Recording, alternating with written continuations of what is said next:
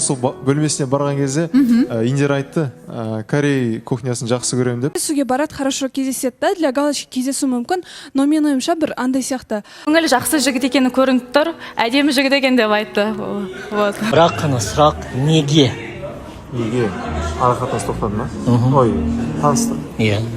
Негізі андай болады ғой, сен өзің адам екен сезіп тұрсаң, сен андай болады ғой, какой-то ощущение. Менде ондай болған жоқ. Сіздің өз сөзіңізді өзіңізге цитировать етсем, сіз өзіңіз айттыңыз ғой, от өшеді, от жанады. Жанады. Иә, от өшеді, от жанады. Просто мен әлі отын жанған жоқ.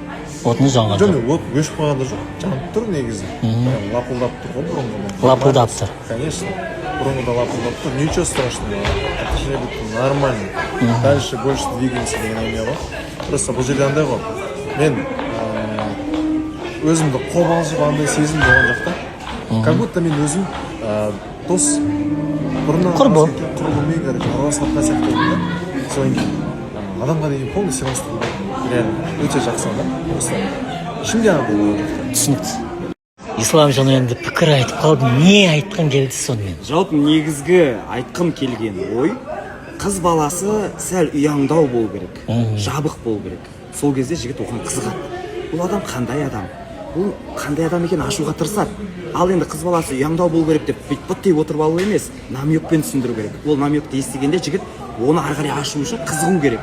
Сол үшін айтқым келген ой, бірінші кездесуде қыз баласы барынша ашылса, жігіт одан сәл аяқ тартады. Бірақ та Әмір мен Индира дұрыс түсінбеді ғой деймін, иә? Бірінші көрген сөзіңізді бөлейін. Бірінші көрген менімен былай сөйлесіп отыр. Яғни сыртта жігіттермен қалай сөйлеседі мына қыз деген сияқты ой келеді жігітке. Сол мақсатта ғана жеткізгім келген ой болатын негізі. Бірақ енді ортадағы Әмір мен Индира сен кішкене дұрыс түсінбей қалды. Мені дұрыс түсінбеді. Оны да айтып кеттім. Вот мен всегда шындықты айтамын, шындықты тура емес, бұрмалап өздеріне жақсы қылып бұрып алады да, ойды быт-шыт жібереді ғой негізі. Түсінікті. Бүгін сіздің көңіл күйіңіз жоқ. Бәрі жақсы.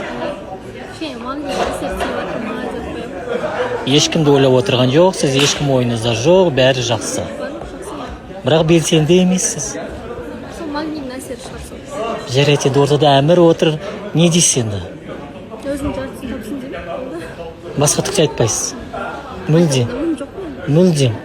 Бана исламда айтып отыр ғой, қыз бірінші кездесуде ашылған қаншалықты дұрыс деген сияқты. Негізі қыз баласы қандай бар, сондай болу керек деп ойлаймын да.